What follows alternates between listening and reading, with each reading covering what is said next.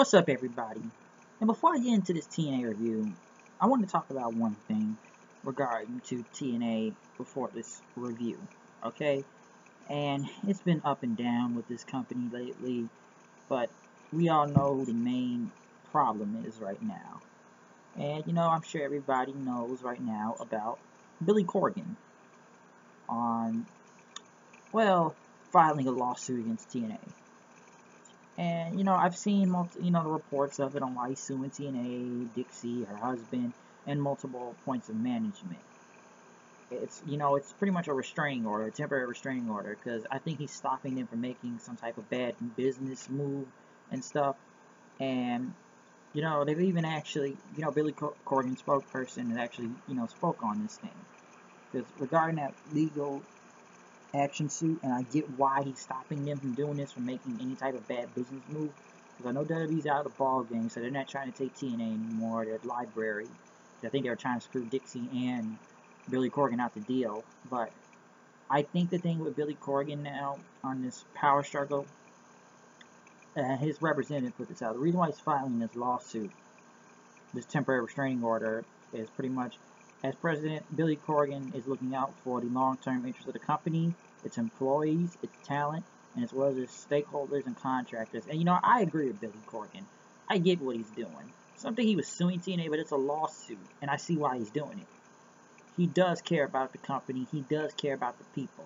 Because if you look lately, mostly everyone has been 100% behind Billy Corgan, pretty much. The wrestlers, management, probably, and I get why he's doing this. You got to weed out these rats of who's making these bad deals or leaking stuff out here so you can get rid of them. So I get what Billy is doing. And fans have said he should take over this company. But like I said before, I believe Billy Corgan can do this. I think that this company needs to be rebranded. I think it needs some new restructure. We got to get out the Impact Zone, number one. And I don't hate the Impact Zone, but this has gone long enough, and they need to go somewhere different for pay-per-views. So I understand where they were getting screwed, because if they gave away a tape deal, that would have been even worse news. So it's good they got to keep that and rebranding. But if Billy has to take a lawsuit to get control of the company, I don't blame him. We got to get Dixie out of here, like, for real. We don't need Dixie anymore. We sure as hell don't need McMahon taking them. But Billy, I understand why he's doing this. I believe he can do this. I think he has a vision. He does care about the well-being of his company and the wrestlers and every employee and staff member in the back in TNA. So hopefully this court case goes out for him on October 20th, and hopefully he will get full control. Everyone's hoping he gets full control, because this Dixie thing has gone on long enough. You can be a silent business partner in the back, but Billy needs to be the leader. He is the leader. And there are a lot of us 100% behind him. But as we get into the review of TNA, Eddie Edwards came out, the new TNA World Heavyweight Champion, talking about the Wolves Nation. As fans chanting, "You deserve it." And he said, "Thank you. This is what I've been doing for almost 14 years now." And, it took him a moment. Just took him a moment because he's now finally earned his goal of becoming the World Heavyweight Champion. He's the top dog right now. And he's faced Lashley 2 times. And his third time was the charm. And he felt in his heart he could beat Lashley, and he did it. And he's not the biggest or most athletic guy, but he never gives up. He said he will be a fighting champion. I will not run away or walk away from a fight. You will not run and hide. You don't have to kill me to take this title. And he pretty much proved that Lashley could be beaten. You can still prove that when he beat Lashley, it wasn't a fluke, but Lashley pretty much came out as both brawled with each other then. But Lashley was able to take him out with a spear and pretty much grabbed the world title and just pretty much started punching Eddie Edwards in after the spear and holding his neck down with a microphone. Pretty much said, if Eddie wasn't going to, he's going to hide. He said, "You're not going to hide." He's going to punish him and take his title back. He says, "Get a referee out here. I want my rematch right now." Until EC3 and Moose came out for the save. Pretty much, he had a steel chair, then walked off. The Tribunal, Lucille Baraka and Baron Dax wanted to speak to Billy Corgan until Aiden O'Shea was backstage. Pretty much said, he said he was Corgan's employee, and recommended the tribunal make an appointment, pretty much. You guys, he said, we don't need appointments with the tribunal. And she pretty much, oh yeah, and I'm Joan of Arc, pretty much. So you guys have been impressive lately for the boss. And he says that, you're going to have to do something impressive to get his attention. So, yeah, it looks like people got to get the Billy Corgan where they got to go through Aiden O'Shea first. JB was in the back with Billy Corgan, though, tonight, pretty much in his giant fur hoodie, and he talked about Lashley attacking Eddie Edwards, and it won't go on like that. So, Lashley does have an automatic title shot, but it's gone now. So, as long as I'm in charge, we're going to do things the right way, pretty much. And you're going to fight the winner of tonight's main event between EC3 and Moose. Aaron Rex came out to face Jesse Goddard for the Grand Championship, which Goddard actually kind of wrestled a little bit better this time, I'll say that. Especially since they're trying to make this an MMA format thing. And it wasn't a bad match, I'll give it that. I still think Aaron Rex needs work and he needs to go heel, but he did beat him with pretty much a pin that pretty much with that, I don't know his finish, I don't know if it was that running afterwards with the punch thing, so he did win, and he still retained his title, but I don't know, I still think he needs to go heel. Bobby Lashley then left Billy Corgan's office, and Aiden O'Shea pretty much don't know what the meeting was all about. He said, we come to a compromise, so he said he's going to deal with this tonight. The Broken Ones, Brother Nero, and Broken Matt were backstage, and he pretty much talked about we want an epic battle. This is the Broken Era, pretty much. And that Brother Nero, he does not need these obsolete ladders to hit a swanton bomb on Loco Steve. But it was tantalizing when he did it at the Bound for Glory and the Great War. So, he got his chance to indulge his addiction for one night back at Bound for Glory. Maria pretty much talked to Allie and wondered where Sienna Laura Van Ness was. And Allie said all of them, including herself, are banned from ringside. Maria blamed Allie, of course, and pretty much called her stupid. Moose, we're pretty much telling EC3, they were talking, he was trying to watch Syracuse football games. They were talking about football for a minute. They were just chilling in the back. And he pretty much, Lashley's not getting his rematch calls, and Lashley pretty much walked away and told him, you guys got to face, I'm going to face one of you two next week.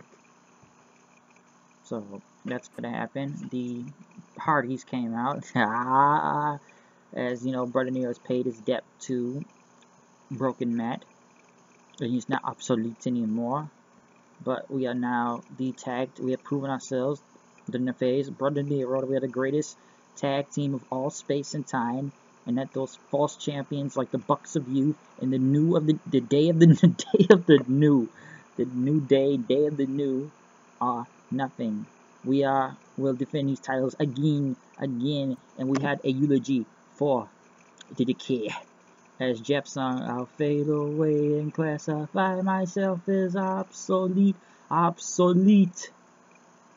As they chanted obsolete, delete, until the tribunal came out, kind of wearing all black this time, jumping the Hardys and kicking Jeff in the nuts,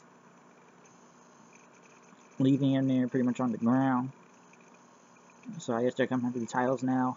Mike Bennett and Cody had this promo video talking about, it's supposed to be my night at Bound for Glory. And Cody pretty much says, Bennett was surprised to see him, but he is on the list, as he puts it.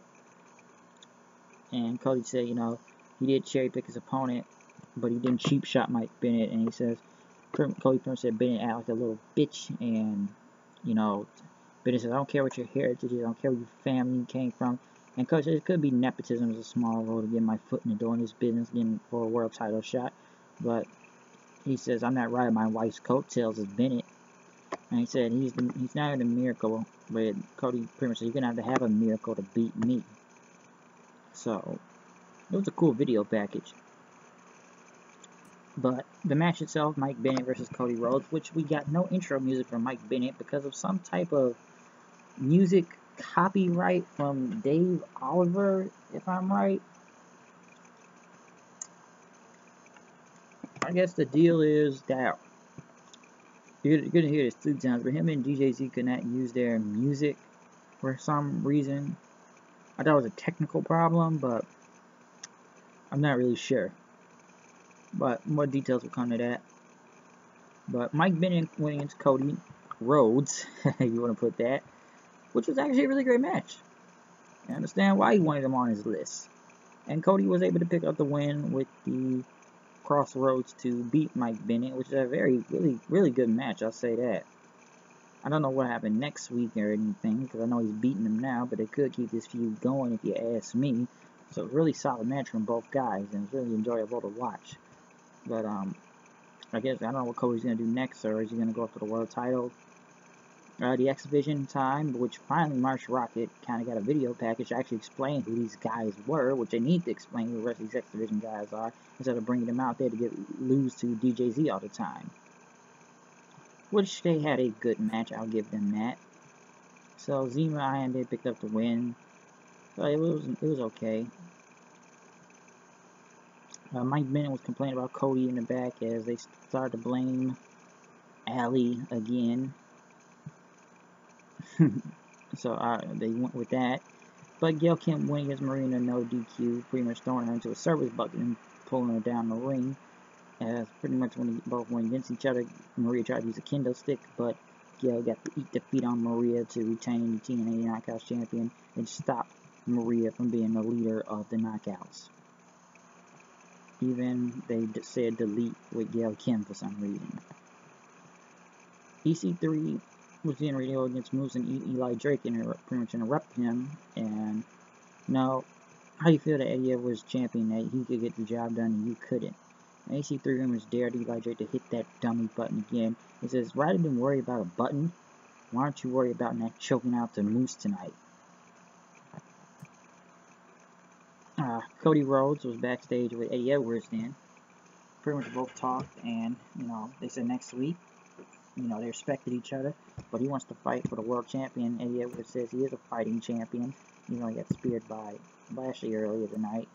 He said next week we will go one-on-one for the world title and stuff. They said they will have a match next week. But as we get to the main event, well, before we get to the main event, these DLC guys, these 3 guys with masks, I never heard of this group. I don't know them. They were sitting at the table, said we don't wear these masks to hide, we do it to show our faces. And these weird scriptures kept coming out. I don't know what it was about or who's coming, but we'll find out soon enough, I guess. But Moose, or DCC, I think it's called, DCC. Moose won against DCC3. I was surprised Moose got the win after he dodged the 1% and hit the Godel Spine Buster on him, or they didn't hit the Game Changer pretty much and got a roll up over, well, pinfall pretty much over EC3. It was a bit of an odd match. Thought they didn't have good matches. Probably a bad night for him, but Lashley pretty much got out there and got in Moose's face, knowing he will face them. Whoever wins will get a title shot against Eddie Edwards for the World Heavyweight Championship. But good episode, I'll say that. Wish we knew what happened to the music tonight, but I had to get that business out of the way with the lawsuit right now. So hopefully Billy Corgan can win this thing and take the power away from Dixie. But I'm out of here. I'll see you guys later. Peace.